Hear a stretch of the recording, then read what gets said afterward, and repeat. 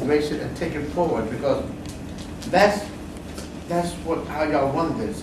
Our humanity, you know, everybody, South African people, they're so forgiving and they forgave all of that. Yeah, that's nice too, but it wasn't, you know, we forgave, you know, I'm quite sure that a lot of people would like to, you know, take some white people's head, but the fact is that we know that, I know, I'm quite sure, that's why I got rid of women, because women talk that, but the thing I'm talking about, y'all sense of humanity, if you're going to do it that way, it's got to become a unified thing. We got to become a stream of consciousness. You got to say, yeah, okay, we are human, but as being human beings, trying to accept other human beings, there might have to come a time we might have to like protect ourselves and defend ourselves and take what we need, because you can't keep playing so loving and kind. That's not only here, but in America too. We wind up with nothing there because of our niceness and our kindness. Right. It's nice to be human sometimes, but sometimes you have to demand what's right for yours too. I'm gonna give yours, but I've been 20 grand at the show, but because you're here and there's only a few of you, I can afford to do this. So very lucky. People who are fighting and scratching each other for this. Right. Wow. This is a poem that was written, for the Million Man March, which you can see on the front, and the artwork is the Ma'afa, which deals with Black people's personal Holocaust. You know? So enjoy. That's from us to you. And I like to eat. Y'all bring the food in here or what? Yeah. Well, what I know is if it's now. It's already. I listen, Joe. She's coming to New York next month, man. I actually came with another friend of mine. He's from Washington. He just graduated from. He has a thing in December, but he cooks down and other poets come and hang out. And like, people have come from all over the world. He doesn't know. Sometimes he's playing. But they do come when they come to his house. But they come to his house, so he might, you know, hang out when you come to New York. Me, I got something. Turn it around, I want to go up, not going down. I want to do what I can do to make all my dreams come true. Remember my past, the good and bad, how I made it art, even when it was so. I want to share whatever my gift, and when you're feeling low, I'll give you. I want to live, feel, and know that I'm blessed for being here. And know that I'm blessed for being here. And know that I'm blessed for being here. And know that we're blessed. Thank you. Thank you. In the only way I know how to talk. A poem? You gotta be perfect. We haven't heard any. Free. I think this the whole. Born free? Born free. I love it. You know, it's a question in a way. Diffused in a cultural hybrid, the struggle has shifted to the cultural frontier. What is the next step? Purity or self-education for integration? I make excuses for my lack of perfection. Conceived, thus misconceived multiculturalism, like a stigma that it is. Stones have always been cast, thrown at the pioneers, the icebreakers, the new breed, who are said to be born free. Incubator children struggling to let out a breath, lest they betray, speak of the next chapter of timid mediocrities, as we chase rainbows in times of drought. These so-called protected beings, groomed only for success, even though failure is part of growth.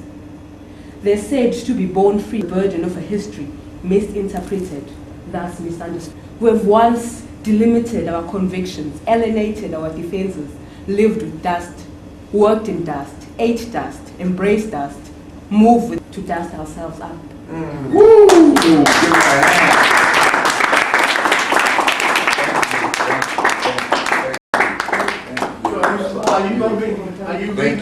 Well, that's beautiful. I mean, I know we usually have some local poets read before we, you know, sure you come and if there's some, if we can work it out. You can read that poem. We can do that poem. That's a special piece. Matter of What's fact, your name? It's summer.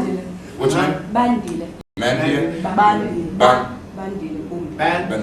Bandina. Well, sister, all I know is that was like a summary of what we were talking about. You touched every aspect. Can we get faculty in Oakland College, one of the first colleges in America that decided to hire blacks to work in the school. And the president one day said, I think it's time for us to, our staff, And this white girl who knew that Gene was there, she says, we already have a minority. And Gene got up, he left the faculty meeting, and nobody ever saw him again.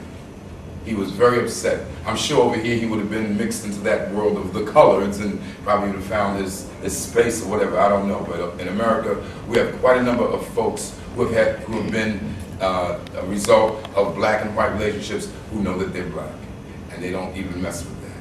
But then there's some who feel very bad about that, and they've gone out of their way to merge in with white people. But Gene Toomer, that's one book. And the other book I'll just leave with you that I would like for you to check out is Sid Arthur. First of all, has anyone here ever heard of Cain before? Okay. Well, the next book is the other book I'd like for you to check out. This is a small book. Both books are kind of small. The next book is spelled Siddhartha.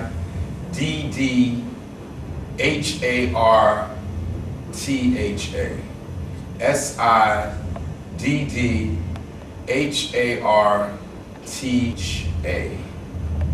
And the author is Herman, Hesse. And the reason that I'm suggesting that book is because it's a book about a journey of one man trying to find inner happiness. And I think most of us who are writers or artists or just simply human beings who are all trying to find inner happiness. And unravel the mystery of yourself, you will be able, everything else will be academic. There is no greater mystery on this planet than you.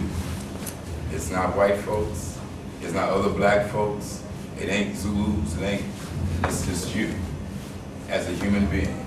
If you can solve you, everything else is easy, real easy. The problems that we have is the fact that we don't understand ourselves for the most part. And this book breaks that down. It's a fantastic little book. I'm now, right now, at this very moment, I'm trying to live the tenets. There are 3 basic tenets that come up that I'm trying to live. I can wait, I can fast, and I can think. I can wait, I can fast, and I can think. If you can do those 3 things, it beats you.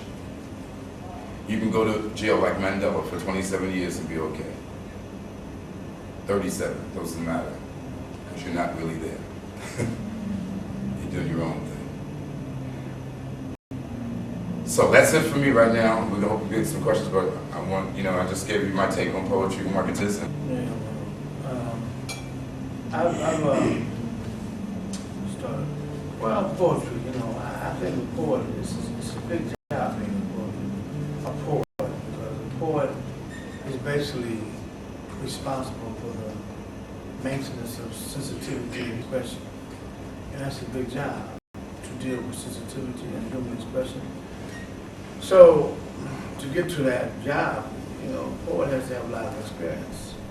And it does not matter what experience you have, whether it's middle class or in the ghetto in the hood, if you have some type of experience, because everybody does experiences.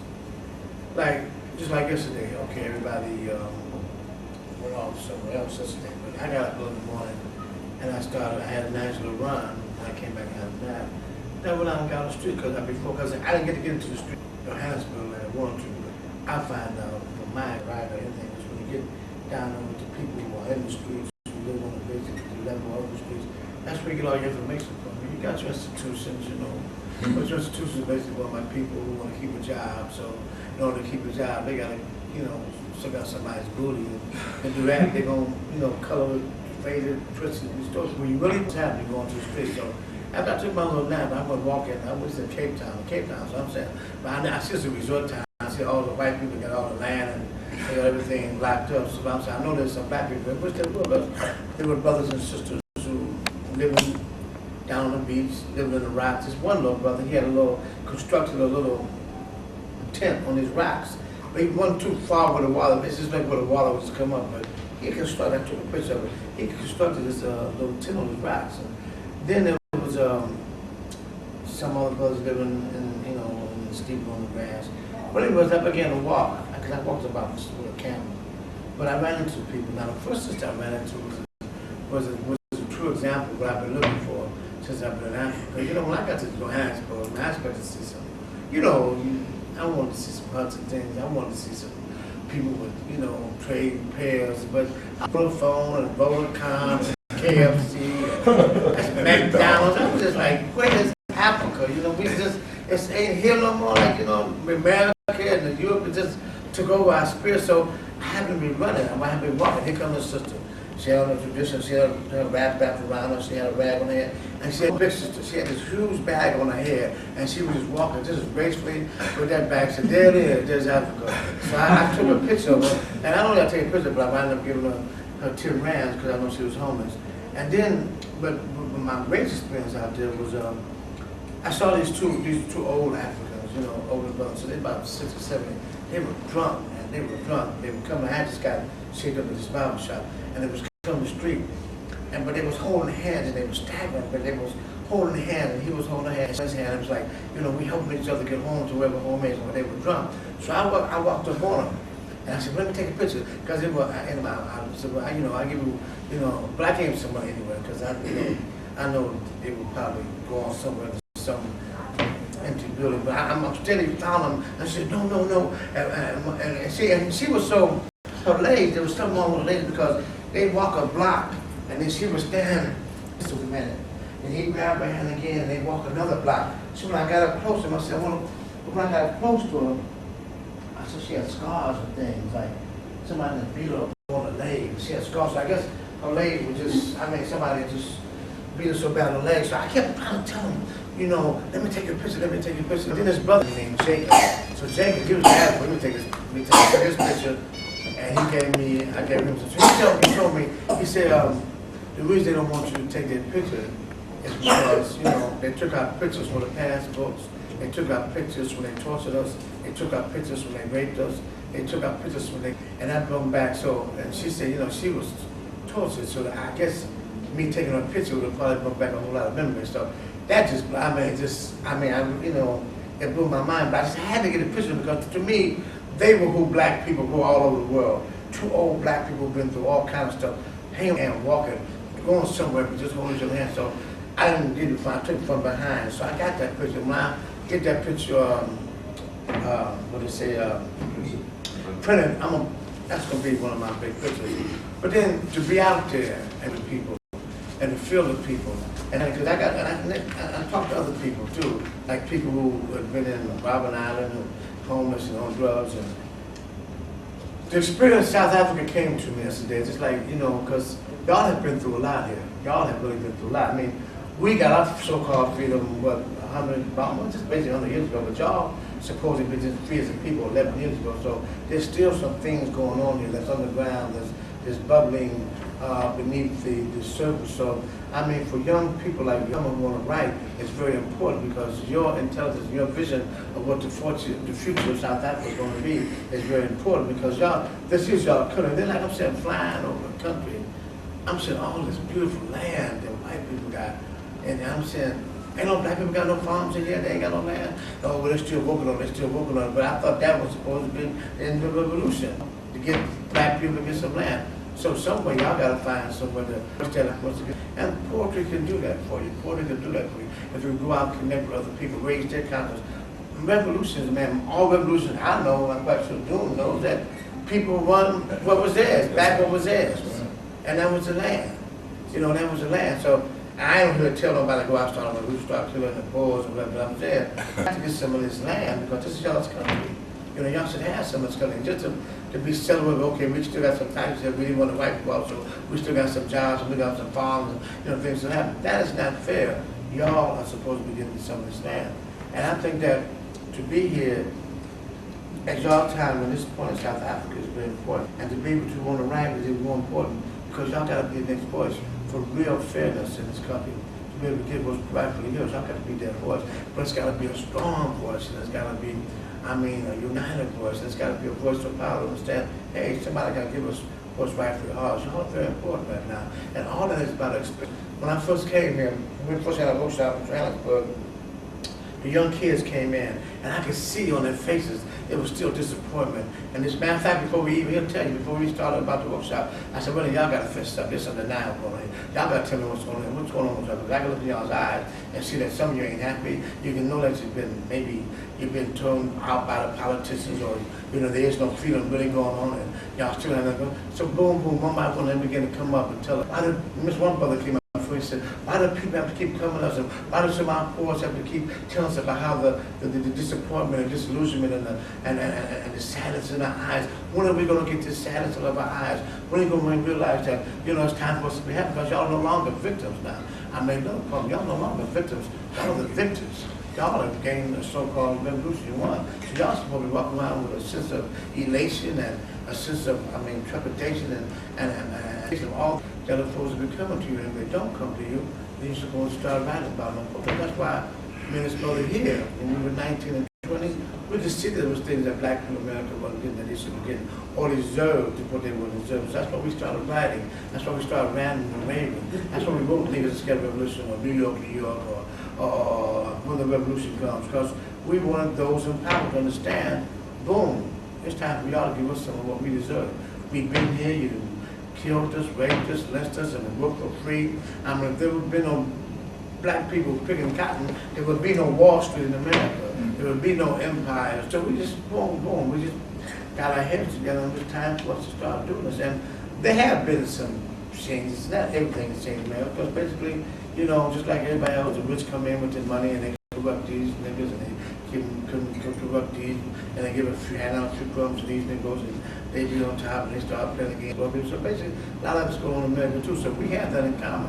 We have that in common. But the thing is, y'all have an opportunity for truth. You want to write, you want to share the language, you want to use the language, and that's important, because people need to be told the truth. You know, we got to get there's still a monkey on our backs here.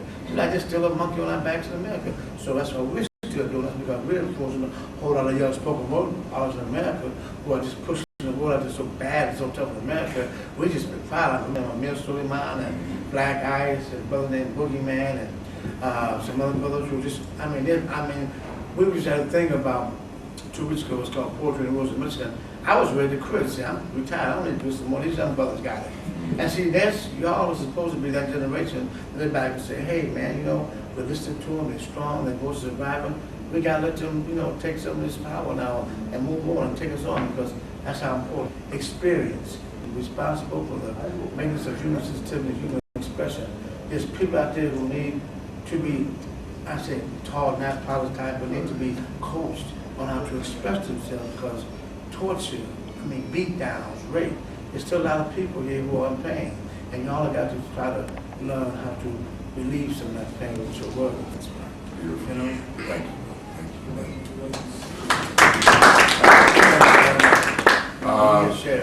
The one thing too that when you mentioned the fact that, you know, where's the land for the folks who were here first and who's supposed to be, you know, it's right in line with our situation.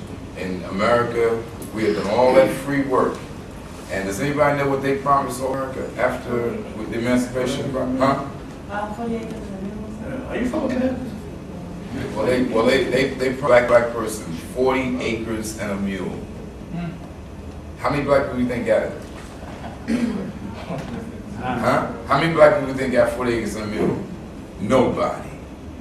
If a black person got, and there's some blacks didn't inherit because they were maybe mixed heritage or something, and then, but there was a group that was born that quickly snatched that land up. What was the group that was born in America that came after the Emancipation Proclamation? You ever hear of the KKK?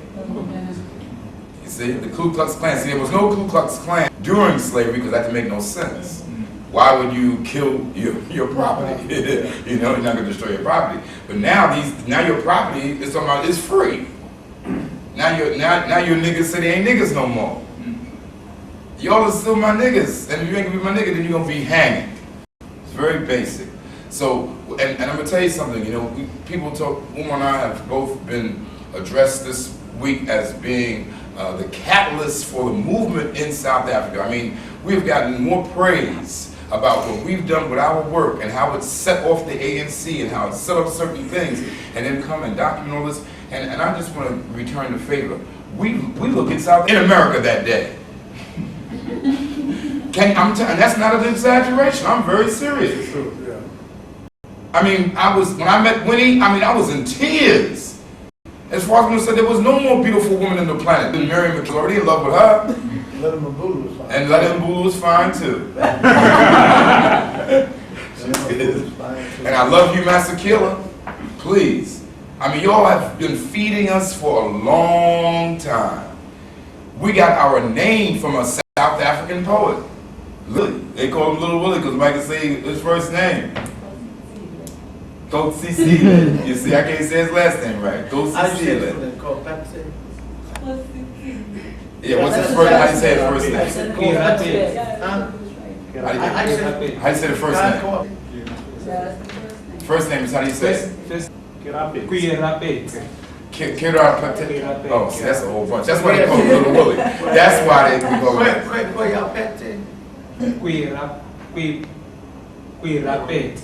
Quirapete. Okay. Okay. Well, yeah. Well, he was called Little Willie to all of us who knew him, and he wrote a poem that just shattered all of the illusions, and that poem was what actually set off the name The Last Poets. This When You Hear is the birth of memory. When the moment hatches in time's art.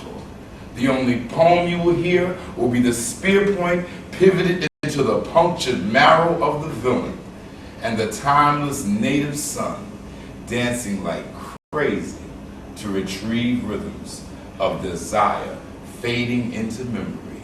And then David Nelson, when that started the group along with myself, said, therefore we are the last poets of the world. So after this you hear the last poets, and after that it's kick-ass time. Very simple. And so far you've had a nice little revolution. Very sweet. Everybody's trying.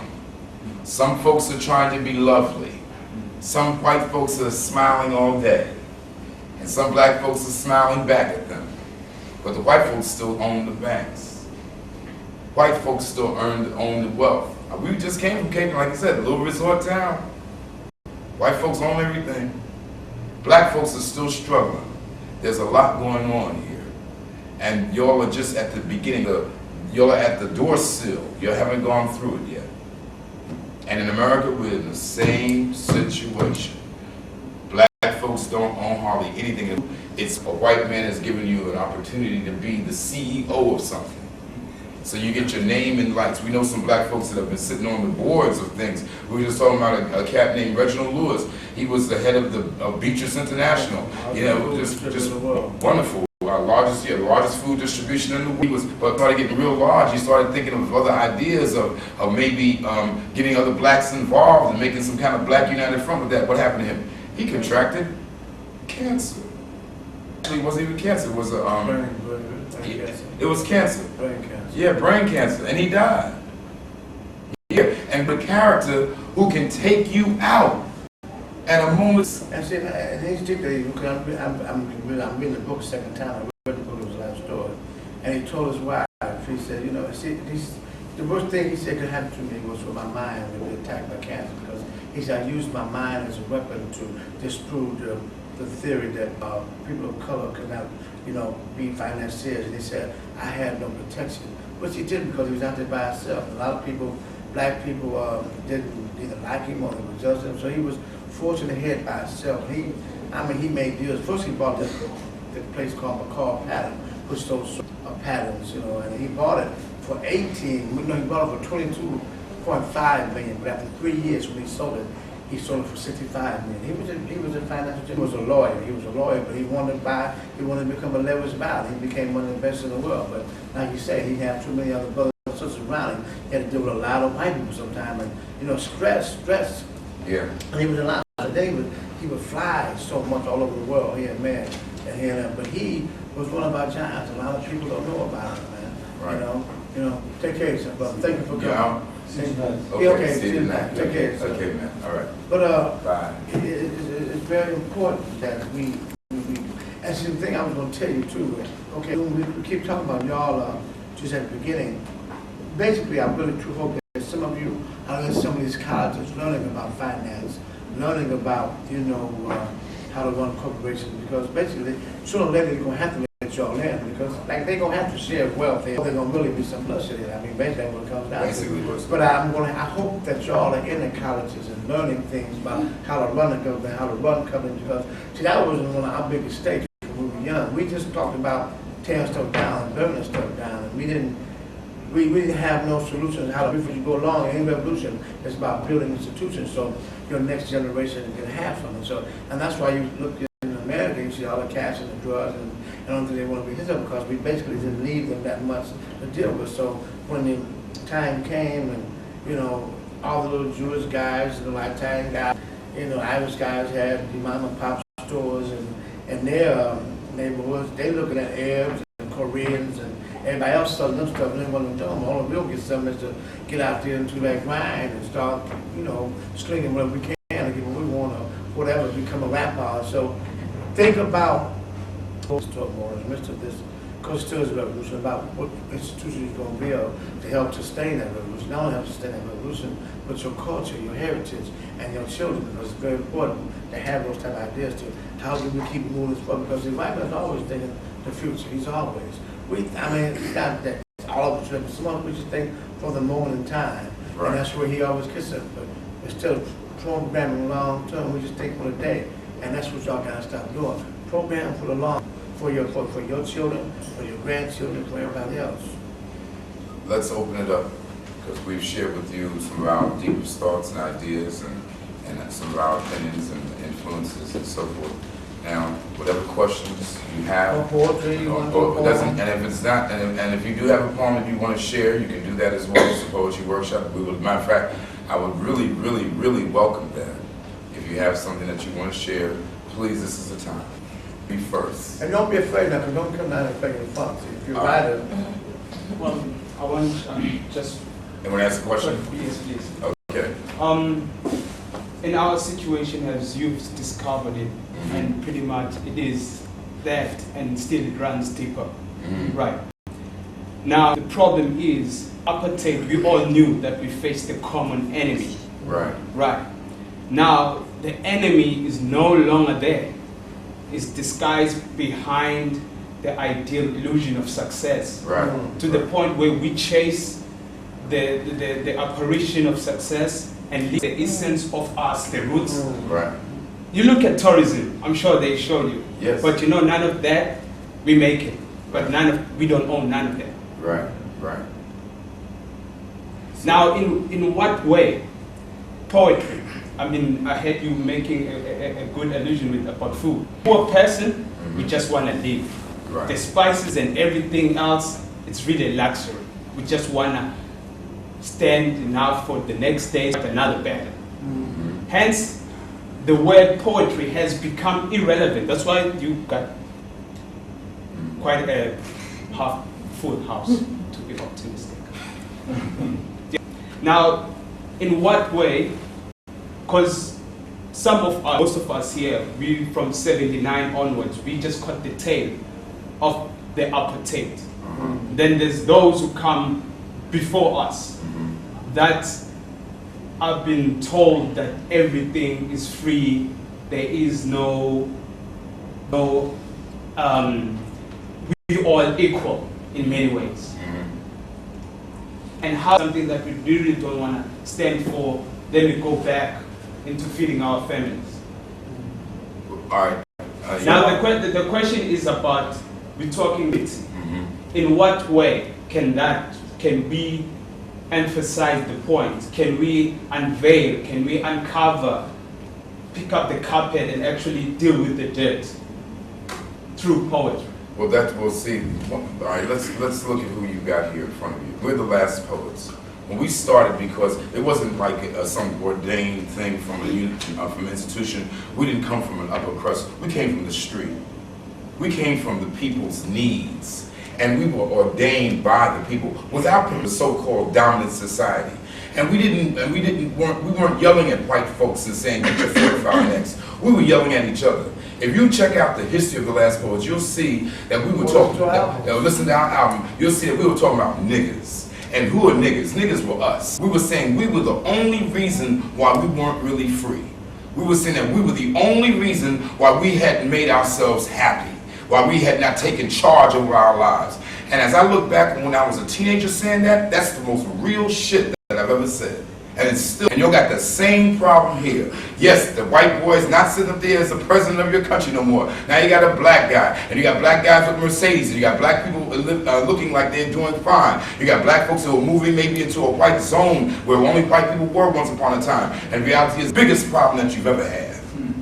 So the actual enemy is ourselves. Exactly. And it's always been ourselves. That's why I started out by simply saying, if you can unravel the mystery of just yourself individually, if you can just go inside yourself and deal with the revolution from an point of view, then everything else will be academic. You become a winner automatically, but you first have got to do the work of going inside of yourself. That is vital. You cannot, there will be no freedom until you free yourself. You got to free your mind, free your soul, free your ass, free yourself. And what does that mean? Those are sweet words of responsibility. Can you take care of yourself? You talk about you just want to eat, just want to have another day. You want to have, no. Spices are growing in your yard. You grow the spices and you make your food tasty, no matter what it is. There ain't nowhere in the world you're supposed to eat without spices. Ain't nowhere in the world you can make a song without music. You become the music. When they took away the musical in America, in the Bronx, they took away the musical instruments. They stopped the brothers and sisters from playing with the drums. They said, you can't take this home no more. You can't take that horn home no more. You can't take no fiddles home. You can't do none of that shit. What did our kids do? They became the musical instruments. They started walking around being a human beatbox. We are geniuses. You can't stop this shit. We flow stronger than the Nile. Nothing can stop us. We've got to recognize that we've always been these people, and nothing can stop us. And yo, this is your. And yes, it may be bloodshed. I don't give a damn. All I know is that I still personally attribute my life to the spirit of Malcolm. And I know you had a spirit over here like that, and his name was Stephen Biko. It's about, if a man don't want me sitting next to him eating a fucking donut, I'll build my own donut shop. If a man ain't gonna let me live over here, I'll build a house someplace else. Because I don't want to be around nobody that don't want to be around me anyway. And I want to embrace myself with myself. And I love my people. When I have a party, I don't look forward, and I live in a white section in Harlem. And everybody says, man, you ought to stop talking Harlem. You live in white Harlem. When you come in my apartment, you'll think you're in Harlem. If a white person walks into my apartment, they walk into my apartment at their own risk. And I'm not trying to hurt nobody, but you're going to be saturated with blackness. And that, you know what that causes me to do? Appreciate everybody in the world, because I got my own. I can look and listen to Bach and Beethoven and Chopin, all them motherfuckers, because I got John Coltrane, I got Bob Marley, and I got Luther Vandross and everybody else. So we've got work to do. It's cleaning house with ourselves. Because right now, white folks are laughing. I see them snickering. You know, the niggers got the country now. They ain't really got it, but they think they do. I see them laughing. I've been watching white folks laugh ever since I've been here in South Africa. They are laughing because we ain't got it together yet. Because we got issues with each other. You got the same damn issues here in South Africa that we've got in America. The same exact issues. We had a sister we had a colored woman. She was claiming color like it's in Egypt. She snatched the mic out of our hands and she would not give it back in Johannesburg. I made a mistake of giving her the mic and she wouldn't give it back. And she said, I'm not giving up the mic. We had to pull the plug on her. She called me a motherfucker, gave me fingers, you know. Because there's something ancient about being colored. Well, she was talking about the croissant. There is a croissant. That's how you say that? Yeah, whatever the case is, there ain't no goddamn colored tribe. I'm sorry. We all come from something, but we are all African people. And we need to unite on that understanding. I mean, if I started attributing some of this stuff that I've been hearing about this colorness, that means when I go home, I got to tell my mother, Mommy, I can't talk to you no more because you colored. And I'm Zulu, I'm black or something. In my family, I got folks that are light with green eyes. My sister and both. We have a rainbow. And that is beautiful thing. We can't separate that. Where is your soul? Where is your spirit? Is it colored or is it? Where's your heart? Is it colored? We got white folks now that are putting on African clothing, and they would love to change their names. And of course, they can't wait for somebody to call them a nigger. Ooh, I'm a nigger. Ooh, God, I feel good. You got a bunch of white folks that want desperately to be us, and have always wanted to be us, and want to be us because that's the basis of racism in the first place. Jealousy, insecurity. Yeah, we ain't, you know. So like, it's very important. What's up? Giving us a time thing? No. Oh, Lord. Yeah, but the brother back there had an answer. The brother had a Okay, question. go ahead. Give the question. Yeah, I wanted to question what you guys were thinking about the hip-hop industry in America. Oh, boy. A great vehicle, some crazy drivers. A great vehicle, some mad drivers right now. If 50 Cent and Eminem are the king of hip-hop, we're in trouble. For some guy, it's kind of stupid. There ain't nothing that's got self-esteem attached to it. And then to show off some bullet holes in his body, like that makes him something special. Like he was shot at 9 times, and so there's a rites of passage. We got 50 Cent over here and Lil' Kim over here. We have a kid, we got a guy in prison named Shine that made a CD from prison. And I had one of my little kids at junior high schools. I do work in the schools in America, and he said, yo, Brother Doom, I'm going to jail to be like Shine and be a rapper. I said, I would pimp smack you right now. I said, I need to knock you out right now. Call your mother, tell her why I knocked your ass out. Save us some visits to prison. Hip-hop is a wonderful vehicle, but industry... That's because it was not controlled. You say about Puff Diddy and this and that, and Jay-Z, but it was still run by white people. Just like we did a thing with, if some of you know about the video that we did with Common. I mean, you know, he came and got us on this thing. He had, I love your brothers, and so I love your brothers, and you inspire me. Okay, we did the video, but it's been taking time for us to get paid for what we did. I mean, where's the business at? Because y'all love us with such lessons.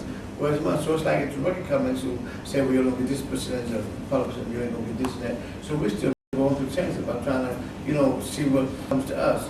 So, you know, you know, you have some people there who, in that business who could really make an impact. And I'm glad to see that Kanye West and Common and this young fellow named John Legend are on the forefront now, doing some very powerful, some very, you know, substantial and constructive to that. But like I said, though, it looks like it's going to take away from what they're making with the nasty, real dirty, gritty stuff. Cause that stuff makes a lot of money, but it's basically it's bought by young white kids in the suburbs. They're the ones who spend all the money on it because a lot of black kids don't have as much disposable wealth as they say as young black kids and young white kids. So you know, like June said, it's a vehicle it can mean a lot of things, but they just need some more people to help be out there in the front and propel it and direct it in the right way.